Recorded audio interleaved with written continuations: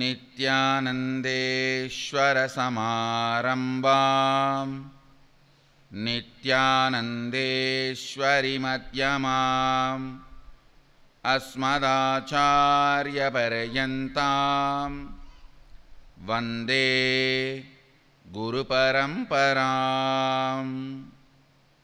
உங்கள் அனைவரையும் வணங்கி வரவேற்கின்றேன். கல்பதர் நித்திய சத்சங்கத்தின் மூலமாக பக்தி எனும் சத்தியத்தை பற்றியும் பக்திக்கு இலக்கணம் வகுத்த மாணிக்கவாசகப் பெருமானின் வாழ்வு நெறி பற்றியும் ஆழ்ந்த சில சத்தியங்களை பகிர்ந்து கொண்டிருந்தேன்.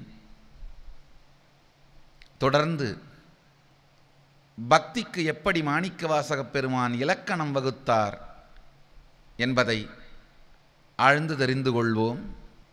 எந்த ஒரு மனிதனுக்கும் 3 நிலை வாழ்க்கை உண்டு.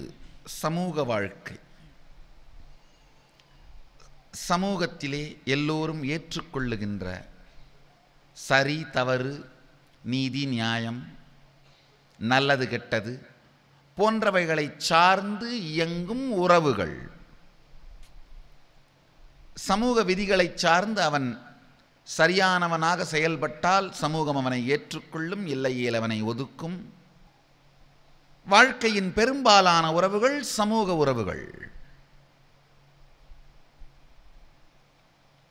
இதற்கு அடுத்ததாக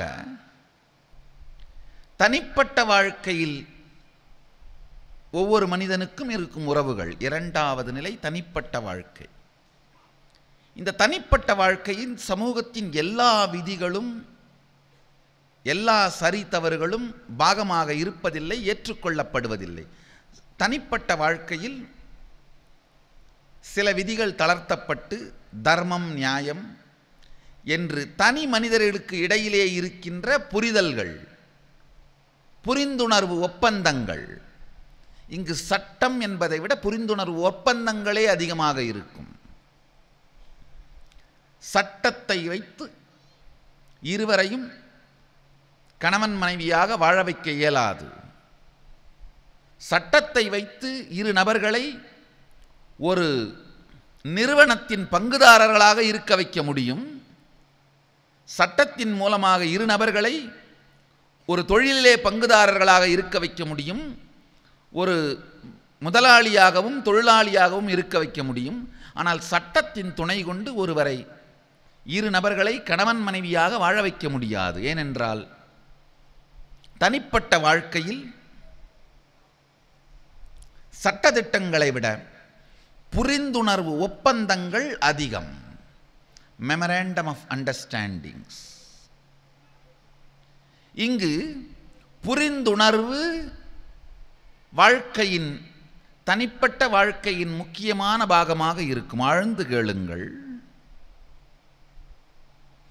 பொது வாழ்க்கையில் சமூகத்தின், நாட்டின் சரி தவறு விதிகள், செய்ய வேண்டியவை செய்யக்கூடாதவை என்பதை சார்ந்து உறவுகள் இருக்கும். தனிப்பட்ட வாழ்க்கையில்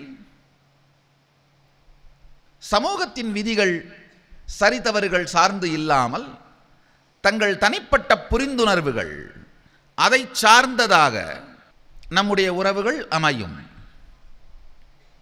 தனிப்பட்ட வாழ்க்கையின் உறவுகள்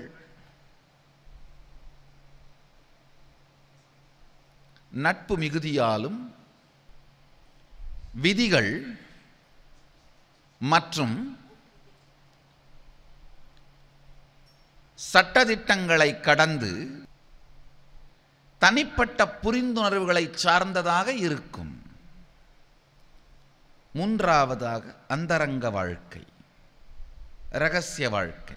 ஒவ்வொரு மனிதனுக்கும் இந்த 3 வாழ்க்கை நிச்சயம் இருந்தே தீரும். 1 சமூக வாழ்க்கை, 2வது தனிப்பட்ட வாழ்க்கை, 3வது அந்தரங்க வாழ்க்கை. சமூக வாழ்க்கையில் உங்கள் பெரும்பாலான உறவுகள் பாகமாக இருக்கும். தனிப்பட்ட வாழ்க்கையில் உங்கள் குடும்பம் அல்லது குடும்பத்தில் சிலர் பாகமாக இருப்பார்கள். மிக மிக மிக சிலர், மேபி அதிகபட்சமாக ஒருவரோ அல்லது இருவரோ தான் உங்கள் வாழ்க்கையில் அந்தரங்க வாழ்க்கை துணையாக இருப்பார்கள், இரகசிய வாழ்க்கை துணையாக இருப்பார்கள். பல பக்தர்கள் பெருமானை தங்கள் சமூக வாழ்க்கை துணையாக வைத்திருக்கிறார்கள். நான் நேற்றே சொன்ன மாதிரி அப்பர் பாடினார், சம்பந்தர் பாடினார், கதவு திறந்தது, கதவு மூடியது. இது எல்லாமே பெருமான் சமூக வாழ்க்கை துணையாக உங்களுக்கு இருக்கிறார்.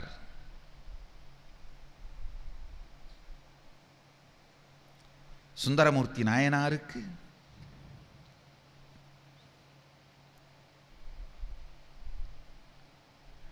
தன்னுடைய வாக்கை மீறி காதலில் விழுந்தபோது கூட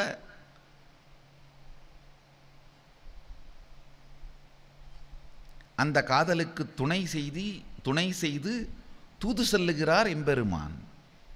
அப்படியானால் தனிப்பட்ட வாழ்க்கை துணையாக சுந்தரமூர்த்தி நாயனார் சதாசிவனை அடைந்திருக்கின்றார், எம்பெருமானை அடைந்திருக்கின்றார். ஆனால் மாணிக்கவாசகப் பெருமானோ பொது வாழ்க்கை, தனிப்பட்ட வாழ்க்கை எல்லாம் தாண்டி தன் இரகசிய வாழ்க்கை, அந்தரங்க வாழ்க்கையின் பாகமாகவே அம்பலவாணனை அடைந்திருக்கின்றார். ஆழ்ந்து கேளுங்கள், எப்படி என்பதை காண்போம். பொது வாழ்க்கையில் நாட்டின் சட்டதிட்டங்கள் சார்ந்தது உறவு, தனிப்பட்ட வாழ்க்கையில் புரிந்துணர்வு சார்ந்தது உறவு, அந்தரங்க வாழ்க்கையில் காதலின் நேர்மை ஒன்றை மட்டுமே சார்ந்தது உறவு. காதலின் நேர்மை. மாணிக்கவாசகப் பெருமானுடைய வாழ்க்கையிலே நடந்த சில சம்பவங்களை பார்த்தோமானால்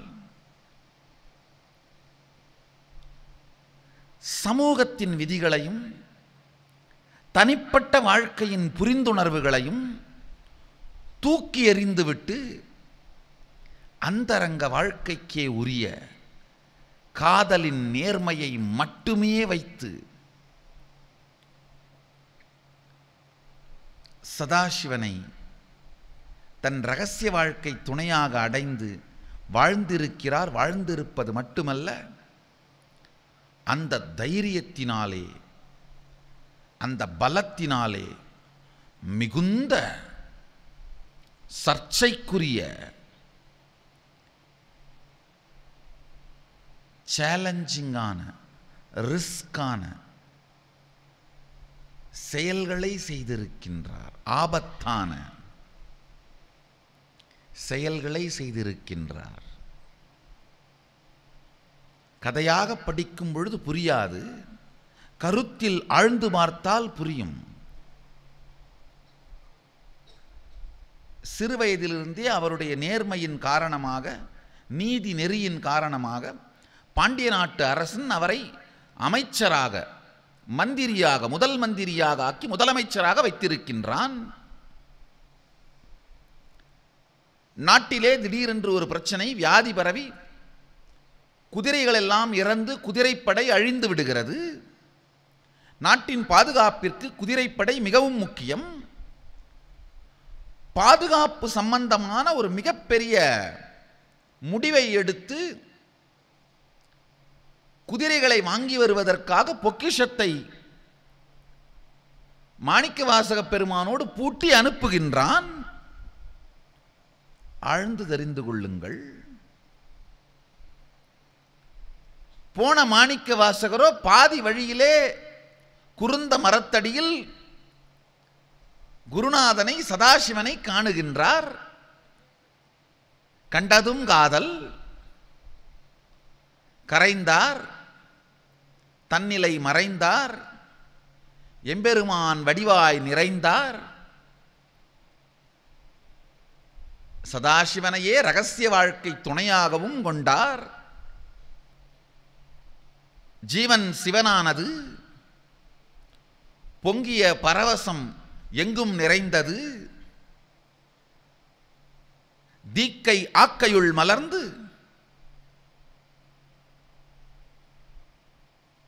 ஞானம் நிறைந்த ஆனந்த அனுபூதி நிறைந்த ஞானப் பெருவாழ்வு கைவரப் பெற்றது. இது எல்லாமே சரி. குருநாதனாய் குருந்த மரத்தடியில் இருந்து அருளிய பெருமானுக்கு ஆவுடையார் கோவிலில் ஆலயம் நிர்மாணிக்க தீர்மானித்தார். ஆஹா, யார் பணத்தில்? பாண்டியன் பணத்தில். கொடுத்தது எதற்காக? குதிரை வாங்கி வரச் சொல்லி. குதிரை எதற்காக? நாட்டின் பாதுகாப்பு சம்பந்தப்பட்ட பிரச்சனை. ஆழ்ந்து கேளுங்கள். பாண்டியன் தன்னுடைய பகட்டிற்காக ஒரு மாளிகை கட்டச் சொல்லி பணம் கொடுத்திருந்தாலோ அல்லது தன் பத்தினிமார்களின் தேவைக்காக சீலையும் நகையும் வாங்கி வரச் சொல்லி பணம் கொடுத்திருந்தாலோ அல்லது அழகு அலங்கார பொருட்களோ மது மாது போன்ற சுகபோகப் பொருட்களுக்காகவோ பணம் கொடுத்திருந்து அதில் ஒரு தவறோ ஊழலோ நடந்திருந்தால் கூட பாண்டியன் என்கின்ற அரசனுக்கு தனிப்பட்ட விதத்தில் செய்த ராஜத்ரோகம். ஆனால் இங்கு நிகழ்ந்ததோ அரசனுக்கு மாத்திரமல்ல, நாட்டின் பாதுகாப்பிற்கே நடந்த துரோகம். சமூகத்தின் நாட்டின் விதிமுறைகளான அரசன் பணத்திற்கு நேர்மை என்கின்ற விதியை துறந்தார். அது மட்டுமல்ல, பாண்டிய மன்னனுக்கு முதலமைச்சராக பக்கத்துணையாக பல்லாண்டு காலம் இருப்பதனால் பாண்டிய மன்னன் இவருடைய தனிப்பட்ட வாழ்க்கையின் பாகமாக மாறியிருந்தான். இவர் பாண்டிய மன்னன் தனிப்பட்ட வாழ்க்கையின் பாகமாக மாறியிருந்தார். மிகப்பெரிய அந்யோன்யமும் நெருக்கமும் நட்பும் நிலவி வந்தது. அதனால்தான் அவரை நம்பி பொக்கிஷத்தையே அனுப்பினான். பொக்கிஷம் பூட்டி பாண்டி மன்னன் வாதவூரரை அனுப்புகின்றான்.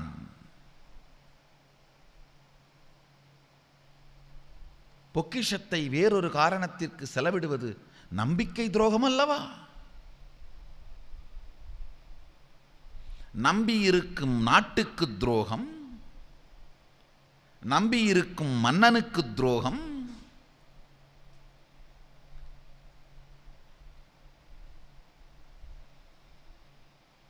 மன்னனுக்கு தெரியாத விதத்தில் இந்த பொன்னையும் பொருளையும் எங்காவது ஒளித்து வைத்தால் கூட தண்டனையிலிருந்து தப்பிக்கும் வாய்ப்புண்டு. ஆனால் ஊருக்கே தெரியும், ஆலயம் சமைத்து வைக்கிறார். 5 நாட்களில் அரசனுக்கு தெரிந்துவிடும், தலை உருளும். மரண தண்டனை தவிர வேறொரு தண்டனை கிடையாது இந்த குற்றத்திற்கு. ஏனென்றால் நாட்டிற்கும் துரோகம், மன்னன் தனிப்பட்ட நம்பிக்கைக்கும் துரோகம். இந்த துரோகத்தை மன்னனே கூட செய்ய முடியாது. நாட்டிற்கு அரசனே கூட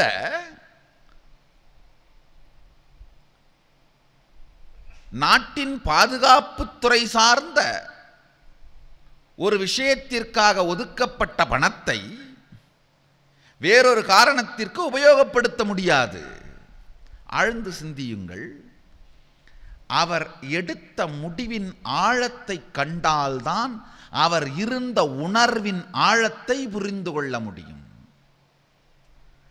அவர் எடுத்த முடிவின் ஆழத்தை காணாவிட்டால் அவர் இருந்த உணர்வின் ஆழத்தை புரிந்து கொள்ள முடியாது. நாட்டின் விதிகளும் நட்பின் விதிகளும் காதலின் நேர்மையின் முன் கழன்று போயின. சதா சிவனோடு குருகுருவாய் வந்த திருவான் பெருமானோடு அவர் அனுபவித்த ஆனந்தத்தின் அளவு சுத்தாத்வைதத்தில் சங்கமித்த சக்தி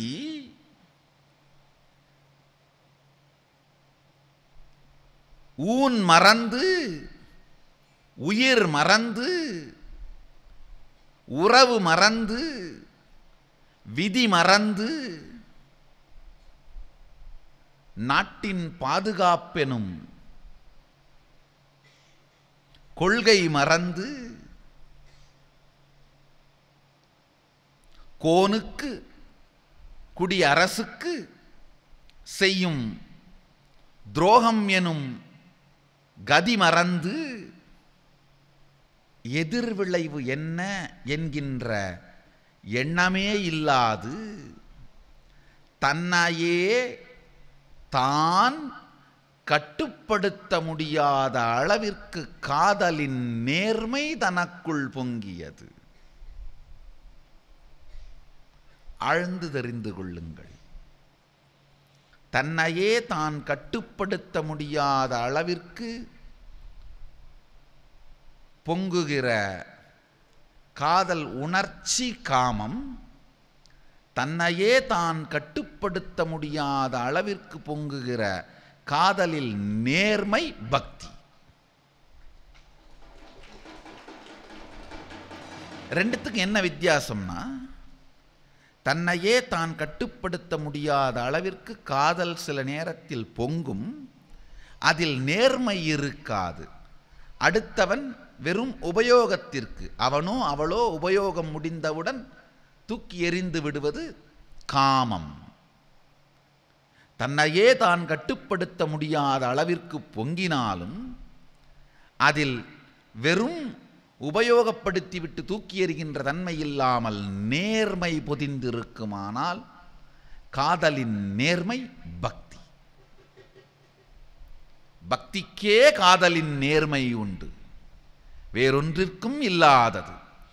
ஒரு மனிதன் காமத்தின் வசப்பட்டாலும் கூட பின்விளைவு, எதிர்விளைவு, பக்க விளைவு அறியாமல் எவ்விளைவை பற்றியும் கவலைப்படாமல் செயலில் இறங்குவான். அந்த வேகத்தோடு, அந்த காதலோடு நேர்மை கலந்திடுமானால் அது பக்தி.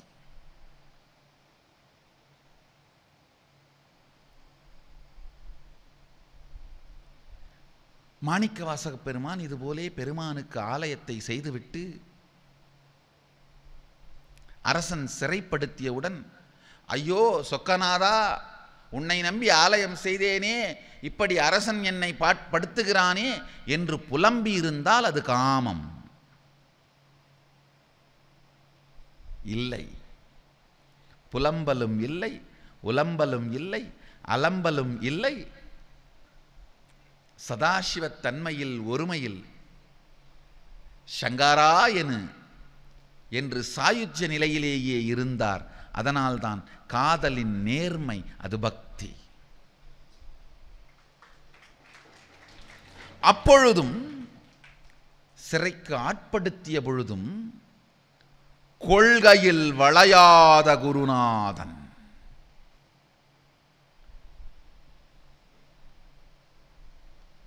ஒரே சுடுநீரில் உருளைக்கிழங்க போட்டா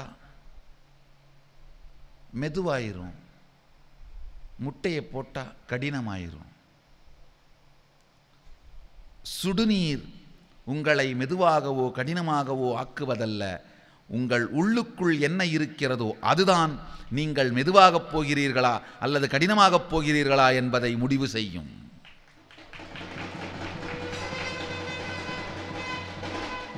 வெளிச்சூழல் அல்ல,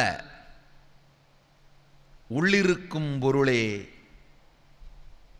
விளைவை முடிவு செய்ய போவது. வெளிச்சூழல் அல்ல, உள்ளிருக்கும் பொருளே விளைவை முடிவு செய்ய போவது.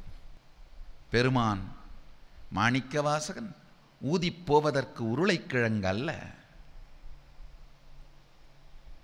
ஞானக் கருவை உள்தாங்கியவன், வெந்நீரில் இட்டாலும் வெந்து இறுகித்தான் போவோமே தவிர பிசுபிசுத்தோ பசபசத்தோ போவதற்கு உருளை கிழங்கல்ல இந்த உத்தம பக்தர்கள்.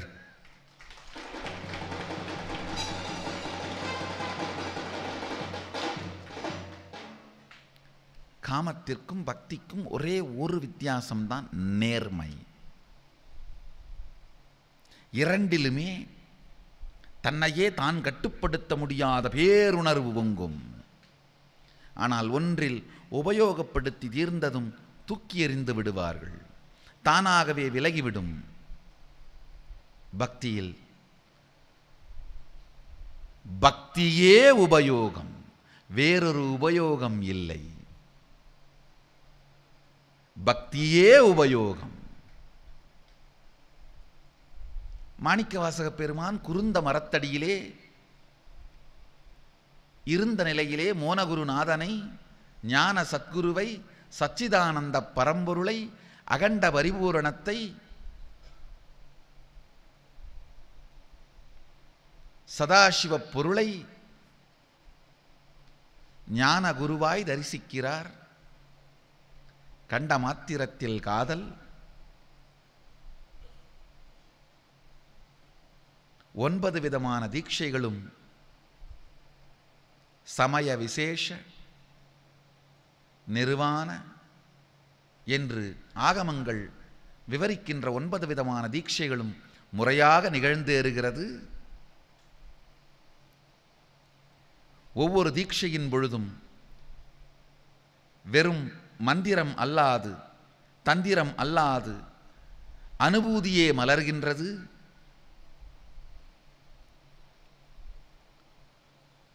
சொல்லோனாத பேரானந்தம், சுகப்பரம்பொருள், சுத்தாத்வைத சத்தியத்தில் மூழ்கி லயித்தார் மாணிக்கவாசகப் பெருமான். சாயுஜ்யத்தில் சங்கமித்தார். சந்ததம் பரவசத்தில் தான் வைத்திருந்த நான் எனும் அறிவையும் பொறுப்பையும் கடனையும் கடமையையும் மறந்தார். தன்னிலை மறந்து, தன்னையே மறந்து சாயுஜ்யத்தில் கரைந்தார், நிறைந்தார். இந்த நிலையிலே அவருக்கு தோன்றிய முதல் எண்ணம், எம்பெருமான் தானே திருமேனி தாங்கி குருவாய் எழுந்தருளி தீக்கை அருளிய இவ்விடத்தில் அவனுக்கு ஆலயம் செய்து வைப்போம். அதுதான் வேத மாதா.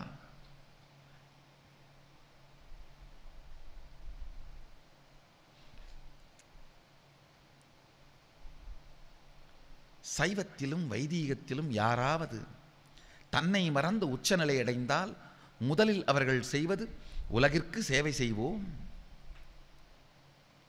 ஆலயம் செய்து வைப்போம், சேவைகள் செய்து வைப்போம், வேதநெறி தழைத்தோங்க மிகு செய்வத் துறை விளங்க பூதப்பரம்பரை பொலிய மாணிக்கவாசகப் பெருமான் ஆலயம் செய்து வைக்க திருவுளம் கொண்டார்.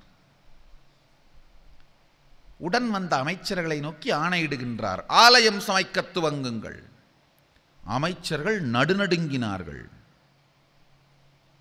என்னையா, வந்த வேலை முடியாமல் யாரோ ஒரு சாமியாரை பார்த்து காலையும் மாலையும் சந்தியும் எதையோ பேசிக்கொண்டிருக்கிறீர்கள், அதை பொறுத்தோம் என்றால் இப்பொழுது கொண்டு வந்த பாண்டியன் பெருஞ்செல்வத்தையும் ஆலயம் அமைக்க ஆணையிடுகிறீர்களே, பித்தா பிடித்து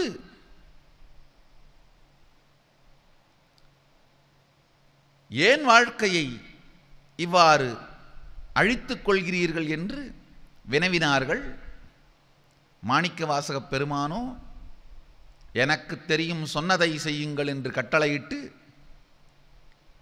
நேரடியாய் தானே முன்னின்று ஆலயம் சமைக்க துவங்கினார்.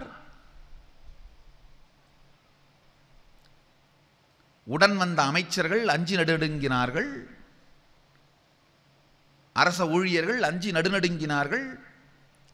பாண்டியன் குதிரைக்காக காத்திருக்கின்றான். ஏற்கனவே காலம் கழிந்து விட்டது. குதிரை சந்தை மூடும் நேரம் வந்துவிட்டது. வருடத்தின் போது குறிப்பிட்ட ருதுவில் மட்டும் நடக்கின்ற சந்தை அந்த குதிரை சந்தை. காலம் கழித்து போனால் நல்ல குதிரைகள் கிடைக்காது. வேறு நாட்டு அரசர்கள் கொண்டு போயிருப்பார்கள். வெறுங்கையோடு திரும்பினால் தலை கழுத்தோடு இருக்காது. ஒருவேளை கொண்டு வந்த செல்வத்தை திருப்பிச் சென்றால் கோபத்திற்கு ஆளாகாமல், அரசே குதிரைகள் கிடைக்கவில்லை, நன்றாக இல்லை, ஜாதி இல்லை, சாதி குதிரைகளில் குறை உள்ளது என்றெல்லாம் சொல்லியாவது தப்பித்துக் கொள்ளலாம். இந்த மனிதரோ முதலமைச்சரோ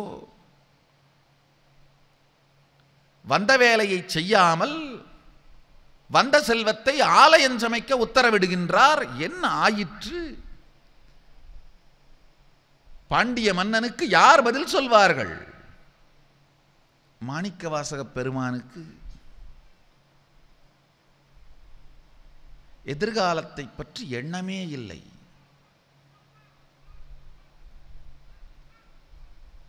சரி தவறு எனும் சட்டதிட்டங்களை சார்ந்த சமூக வாழ்க்கையை கடந்து விட்டிருந்தார். தர்மம் நியாயம் எனும் தனிப்பட்ட வாழ்க்கை சார்ந்த நட்பு ரீதியான விதிமுறைகளையும் உடைத்து விட்டிருந்தார். பொங்கிய பெருமான் மீது கொண்ட காதலின் நேர்மை தவிர வேறு ஒரு உணர்விற்கும் சிந்தனைக்கும் அவருக்குள் இடமில்லாது போனது. பெருமானையே இரகசிய வாழ்க்கை துணையாக அடைந்த, அந்தரங்க வாழ்க்கை துணையாக அம்பலவாணனையே உற்ற பேரானந்த பெருஞ்சுகம் அரசன் ஆணையும்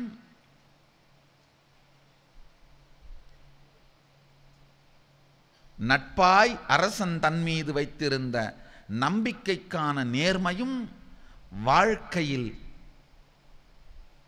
தன்னுடைய பலத்தை இழந்துவிட்டு காதலின் நேர்மை, பெருமான் மீது கொண்ட காதலின் நேர்மை மட்டும் தலைப்பிட்டு அதன் முன்னிலையில் இவையெல்லாம் இல்லாமல் கரைந்து போயிருந்தது. ரிஸ்க் எடுக்கிறோன்னு தெரியாமலே ரிஸ்க் எடுத்திருக்காரு. மிகப்பெரிய ஆபத்தான ஒரு காரியத்தை செய்கிறோம் என்று தெரியாமலேயே அந்த ஆபத்தான காரியத்தில் இறங்குகிறார். கொண்டு வந்த பொன்னையும் பொருளையும் உடன் இருந்த ஊழியர்களையும் மேலாளர்களாக்கி ஊரையே திரட்டி ஆலயம் நிர்மாணித்தாகிவிட்டது. அரசனுக்கு செய்தி போவதற்கு முன்பாக ஆலயத்தை செய்து வைத்து விட்டார். இரகசியமான உளவாளிகள் அரசனுக்கு செய்தியை சாத்தினார்கள். அரசே, கொண்டு போன செல்வமெல்லாம் குதிரை ஆகவில்லை, ஆலயம் ஆகியிருக்கிறது. அதிர்ந்தான் பாண்டிய நாட்டு அரசன். வெகுண்டெழுந்து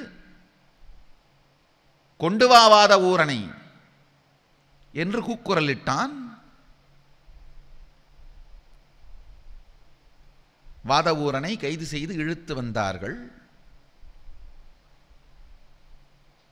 அப்பொழுதும் வாதவூரரோ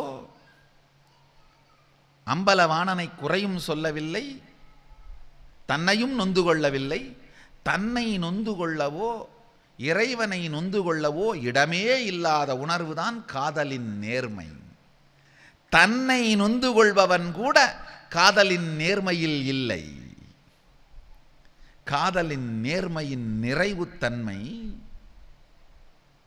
தன்னையும் நோகாது, பிறரையும் நோகாது, வாழ்வையும் நோகாது, யாரையும் நோகாத பரமானந்த பெருநிலையில் இருந்த பெருமானோ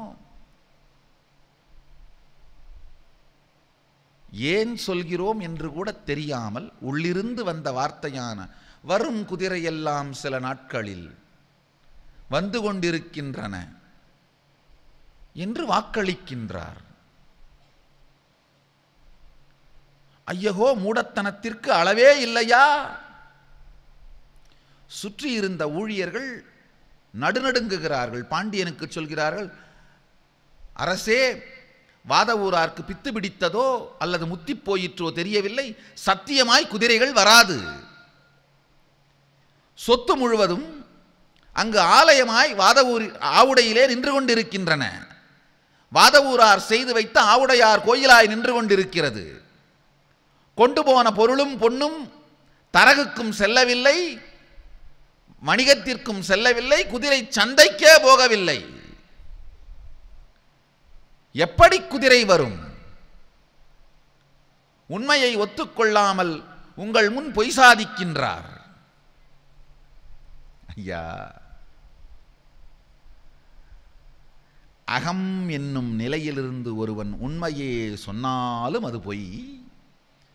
சிவோகம் எனும் நிலையிலிருந்து ஒருவன் பொய்யே சொன்னாலும் அது சத்தியம்.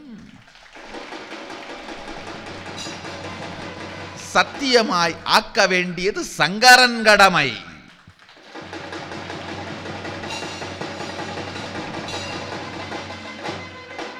பிஞ்சு குழந்தை தன் தூக்க முடியா சுட்டு விரலை தூக்கி தூணிலும் இருப்பானா துரும்பிலும் இருப்பானா என்று தந்தை கேட்டதும் ஆம், இத்தூணிலும் இருக்கின்றான் என்று காட்டியவுடன் தூணுக்குள் ஓடி நுழைந்தான் நாரணன்.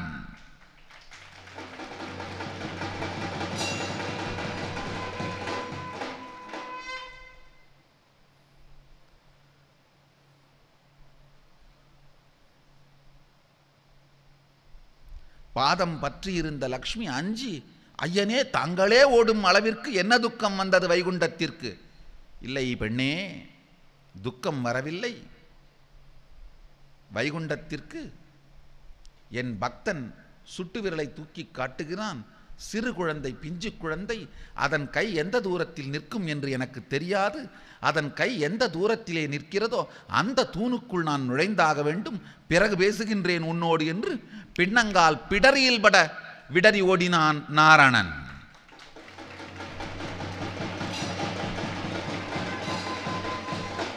சிவோக சிந்தையிலே உற்றிருக்கும் மக்களுக்கு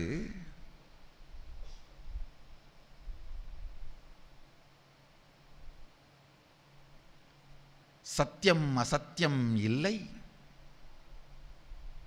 நித்தியம் அநித்தியம் இல்லை, பொய்யும் உண்மையும் இல்லை, சொன்னதெல்லாம் சத்தியம், நினைத்ததெல்லாம் நித்தியம். சதாசிவத்தன்மையிலே சாயுஜ்ய நிலையிலே வீற்றிருக்கும் எம்பெருமான் மாணிக்கவாசகப் பெருமான் குதிரைகள் வரும் அஞ்சேல் அரசே என்று அரசுக்கு அபயமளிக்கின்றார். உடன் சென்ற மந்திரிகளோ, இல்லை அரசே, சத்தியமாய் குதிரை வராது. ஏனென்றால் பணம் எல்லாம் ஆலயத்திற்கானது. அரசனுக்கு உள்ளுக்குள் புரிந்து கொள்ள முடியாத குழப்பம். மிகுந்த நேர்மையே வடிவானவர் மாணிக்கவாசகப் பெருமான். தன்னுடைய வாதவூர் பெருமான் தன்னுடைய தனிப்பட்ட வாழ்க்கைக்காக அரை காசும் தொடாதவர்.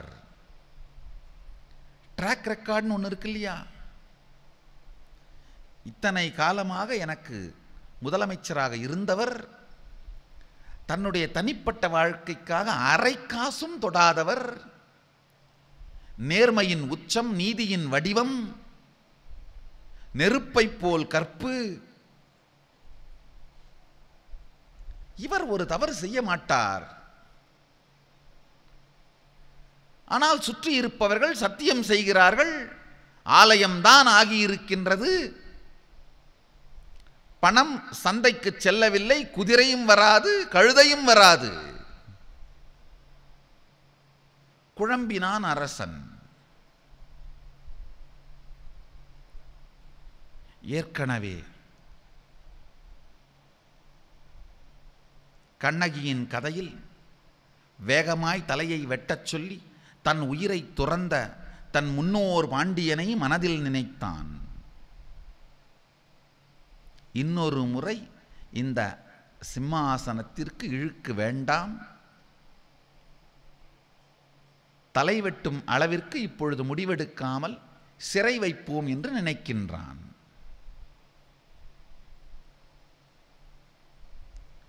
அதனால் ஆகட்டும், இவர் சொல்லிய தினம் வரை குதிரை வருகிறதா என்று பார்ப்போம், சிறையில் வையுங்கள் என்று சொல்லிவிடுகின்றான்.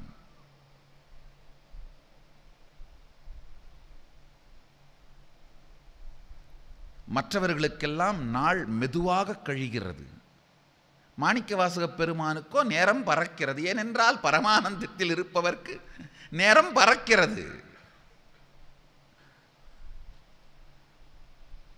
காலத்தை உண்ணும் காலகாலத்தை சிந்தையில் வைத்திருக்கும் சிவபக்தர்களுக்கு காலம் கவலையில்லை.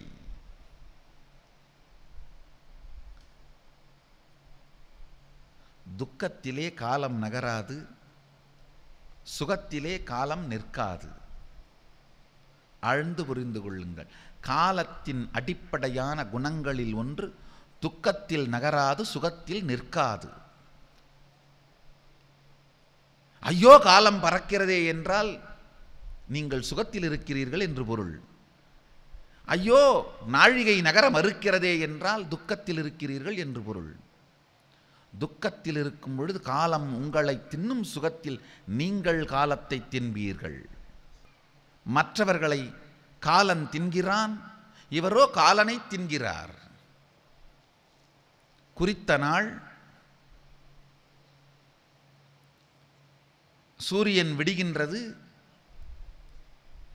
அரசனோ அங்கையர் கன்னி மீனாட்சி அமைத்து வைத்த 8 அடுக்கு மாளிகையின் மீதிருந்து சூரிய உதயத்தை கண்டுகளித்துக் கொண்டிருக்கின்றான். பார்க்கின்றான், 10,000 குதிரைகள் பறந்து வருகின்றன.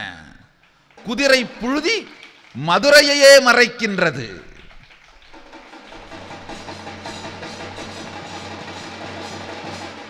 அரண்டு போனான் பாண்டிய நாட்டரசன்.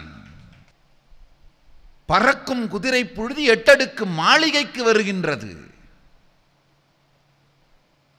என்னடா தவறு செய்து விட்டோமோ?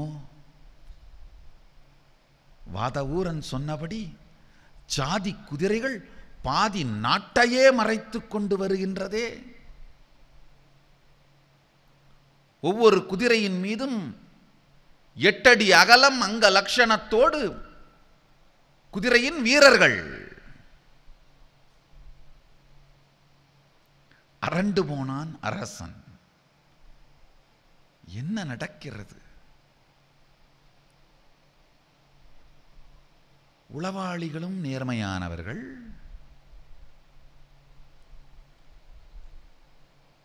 சொன்ன உளவுக்கு அவர்கள் கொண்டு வந்த ஆதாரங்கள் மிகுந்த தெளிவோடு இருக்கின்றன. கொண்டு போன பொன்னும் பொருளும் ஆவுடையார் கோயிலாக பெரிய ஆலயமாக சமைந்து நிற்கிறது. சந்தையின் பக்கமே யாரும் செல்லவில்லை, தரகு பேசவில்லை, குதிரை ரகம் பார்க்கவில்லை, அணி சேர்க்கவில்லை.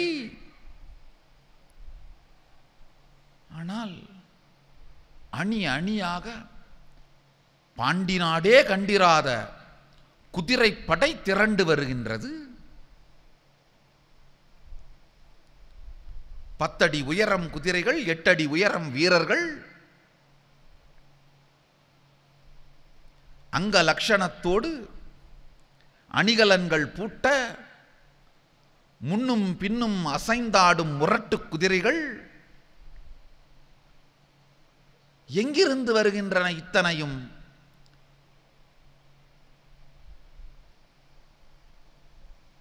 ஒருவேளை வேறு நாட்டிற்கு செல்லுகின்ற வழித்தடத்தில் பாண்டி நாட்டை கடந்து செல்கின்றதா என்று மன்னன் சற்றே மயங்கினான். ஓடி வந்தார்கள் உளவாளிகள்.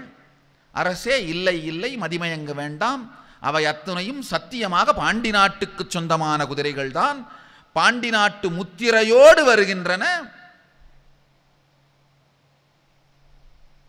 வழியில் சுங்கச்சாவடியில் நிறுத்தி விசாரித்த பொழுது வாதவூரார் அனுப்பி வைத்த பொருளுக்கு சமமான குதிரைகள் இவைகள் என்றும், குறித்த நாளில் அரசிடம் சென்று கொண்டு சேர்க்க வேண்டிய கடமை எங்களுடையது என்றும்,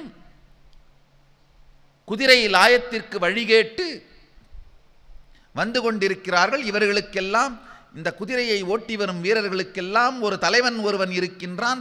துடுக்கான பேச்சு, எடுக்கான நடை, மிடுக்கான நோக்கு.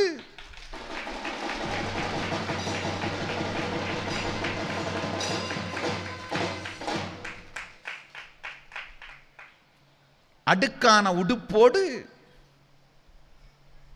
எதற்கும் அடங்காத்தன்மையோடு,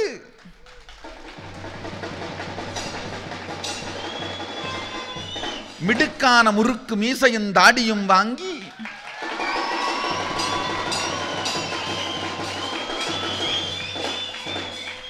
சாட்டையோடு வந்திருக்கின்றான். பார்ப்பதற்கு சக்திமான் போலவே தெரிகின்றான்.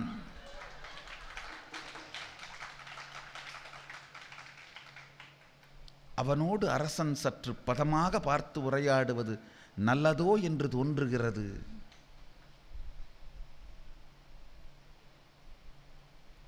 அரசன் உளவுகாலனை காத்து கேட்கின்றான். அப்படி என்ன அவனிடம் விசேடம் கண்டீர்கள்? சுங்கச்சாவடியில் நிறுத்தி அவனிடம் கேட்ட கேள்விகளை, அவன் பதிலளித்த விதத்தை அரசு சாவடி அதிகாரிகளிடம் நேரடியாய் கேட்டு தெரிந்து கொள்ளல் அவனை பற்றி உங்களுக்கு ஒரு அபிப்பிராயத்தை ஏற்படுத்தும், நன்மை செய்யும்.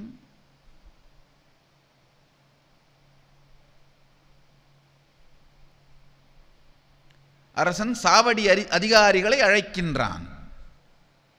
சுங்கச்சாவடியின் அதிகாரிகள் வந்து அரசனுக்கு ஜெயகோஷமிட்டு, பாண்டி நாடு வாழ்க, பாண்டி நாட்டு அரசு வாழ்க, இந்த அரசை எப்போதும் தாங்கி நிற்கும் என் அங்கையர் கண்ணியின் பாகத்துறையும் செங்கமலன் சுந்தரேசன் வாழ்க என்று சுந்தரேசனை வாழ்த்தி சாவடியில் நடந்ததை சங்கடம் இல்லாமல் சொல்லுகிறார்கள். அரசன் ஆணையிட்டான், மேலே சொல். அரசே, 60,000 குதிரைகள் வந்திருக்கின்றன. ஒவ்வொன்றும் தரமான உயர்ந்தரக குதிரைகள். 10 அடி குதிரைகள், 8 அடி வீரர்கள். ஆடை அணிகலன்களோடு முறையாக பயிற்றுவிக்கப்பட்டு போருக்கும் தந்திரத்திற்கும் சாகசங்களுக்கும் 3 நிலை பயிற்சிகளையும் முழுமையாய் முடித்த குதிரைகளாய் இருக்கின்றன. இத்துணை தரமான குதிரைகளை இதுவரைக்கும் பாண்டி நாடு கண்டதில்லை.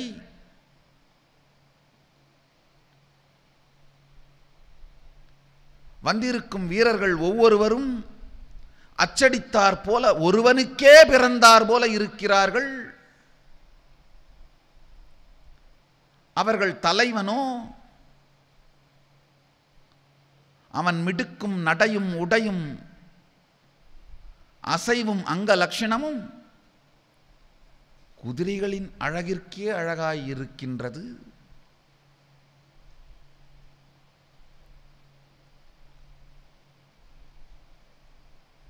சுங்கத்தில் நிறுத்தினோம். வரி தங்கமாய் வேண்டுமா?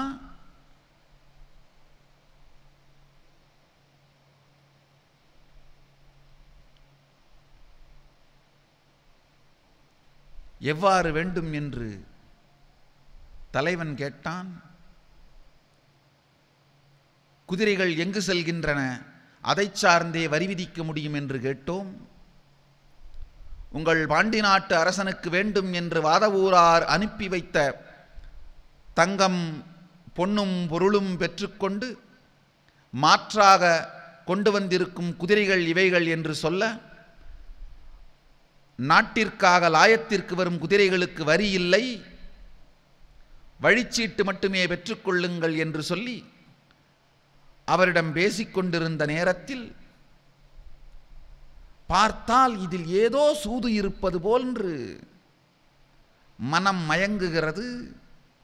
ஆனால் அதை கண்டுபிடிக்க முடியாததனால் அதை சொல்லவும் தயங்குகிறது.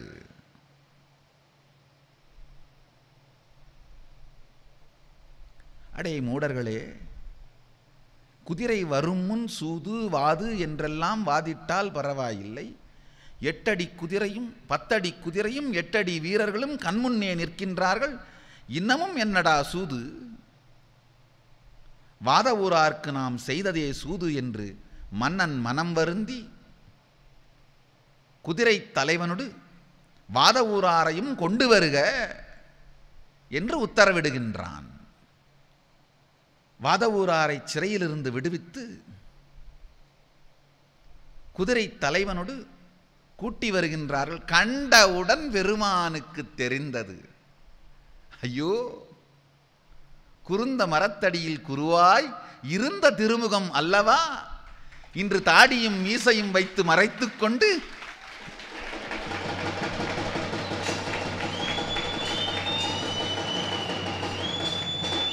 குதிரை மீதேறி சாட்டை வீசி வருகின்றதே. ஐயனே, சாட்டை வீசி வலக்கரம் வலிக்கவில்லையா என்று வலக்கரம் பற்றி பார்க்கின்றான் மாணிக்க வாசகன்.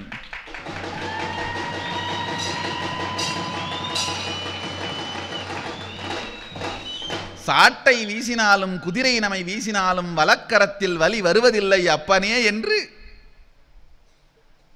சாட்டை நாம் வீசினாலும் குதிரை நம்மை வீசினாலும் வலக்கரத்தில் வலி வருவதில்லை அப்பனே என்று மணிவாசகப் பெருமானுக்கு தன் வாய்மலர்ந்து மொழிகின்றார்.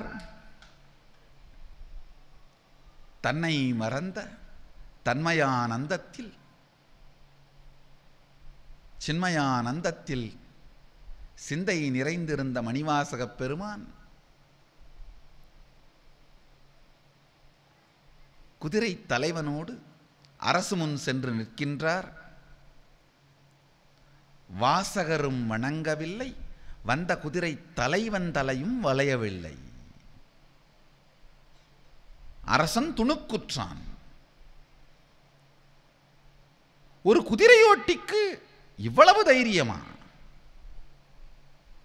அவன் ஓட்டுவது சாதாரண குதிரைகளை அல்ல, சூரியன் சந்திரனையும் இழுத்து இயக்கும் குதிரைகள்.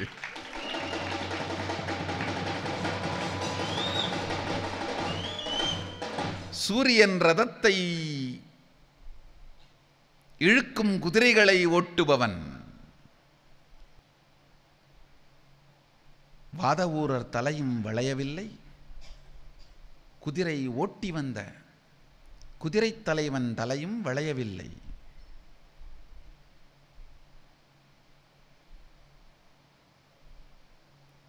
இருவர் தலையும் வளையவில்லை என்பது மட்டுமல்லாமல்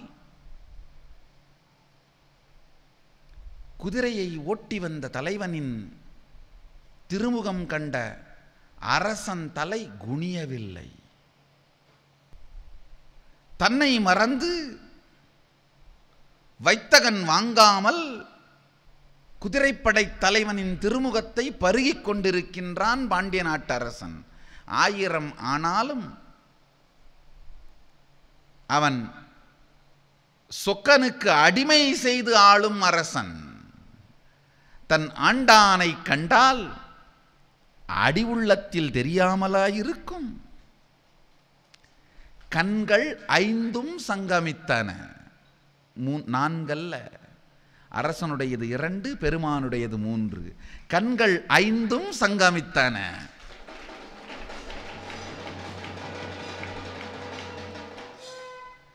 கண்கள் 5 சங்கமித்தால், கண்கள் 4 சங்கமித்தால் அது காதல். கண்கள் 5 சங்கமித்தால் அது பக்தி.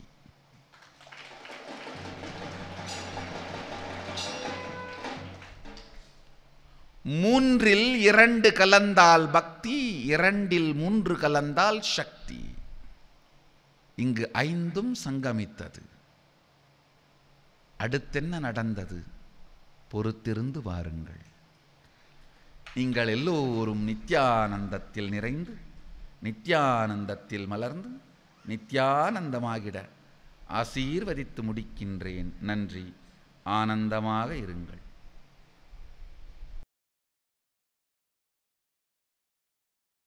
நித்யானந்த பீடம், பெங்களூரு ஆதீனம், ஆஃப் மைசூர் ரோட், பிடதி, பெங்களூரு. 08027279999.